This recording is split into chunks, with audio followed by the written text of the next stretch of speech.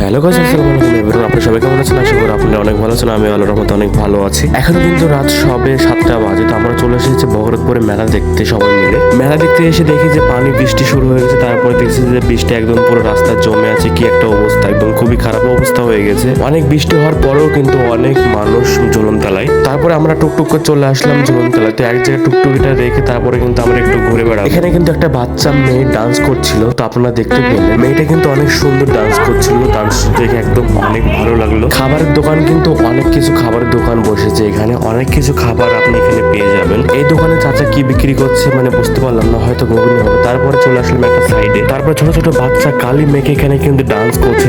তারা তাদের মতো সেজেছে। এখানে নিজের মতো করে সাজার পর যারা ফার্স্ট হবে তাদেরকে কিন্তু প্রাইজ দেওয়া হয়, ফার্স্ট পুরস্কার দেওয়া হয়। বাচ্চারা নিজেদের মতো চেষ্টা করেছে নিজেদের মতো ভালোভাবে সাজার। চলে আসলাম নাগেরদোলার এইদিকে। তো নাগেরদোলার ভিডিওটা করছে, তো এতটা সুন্দর মানে লাগছে। তো আমার নাগেরদোলা দেখে কিন্তু অনেকটা চড়তে ইচ্ছা করছে। তো যাই হোক, নাগেরদোলাটাকে একটু আমি ভালোভাবে ঘুরিয়ে নিই, যে বন করে নাগেরদোলাটাকে ঘুরছি। তারপর দেখছি যে ট্রেন চলে এসেছে। ওরে মা, এখন আবার ঝোলন এবং কি মেলাতেও ট্রেন চলে, ভাবা যায়। বেশি বক না করে টিকিট কাউন্টারে চলে গেলাম নাগেরদোলা চড়বো বলে নাগেরদোলার টিকিট কাটতে। তারপর আমি দাদাকে জিজ্ঞেস করছি নাগেরদোলার টিকিট কত। সে বলছে 50 টাকা নাগেরদোলার টিকিট। তো ভাবা যায় 50 টাকা। আমি কিন্তু জানি না, আমি জানতাম যে নাগেরদোলার টিকিট হয়তো 30 টাকা হবে। তো 2 বছর আগে যখন আমি ছিলাম তখন কিন্তু 30 টাকাতেই কিন্তু নাগেরদোলা চেপেছিলাম, কিন্তু এখন 50 টাকা বলছে। তো 50 টাকা যেহেতু হয়ে গেছে, তো 50 টাকা দিয়ে আমরা নাগেরদোলা চড়ার জন্য প্রস্তুত হয়ে গেছি। দোকানে টিকিট কেটে নিয়েছি, দোকানে টিকিট কেটে এখন নাগেরদোলা চলে যাবো। তো ট্রেনটা একটু দেখে নিলাম। আমি আমার নাগেরদোলাটাও দেখছি। এখন কিন্তু নাগেরদোলার ভিতরে যাওয়ার পালাতে, এখন কিন্তু নাগেরদোলা যাবো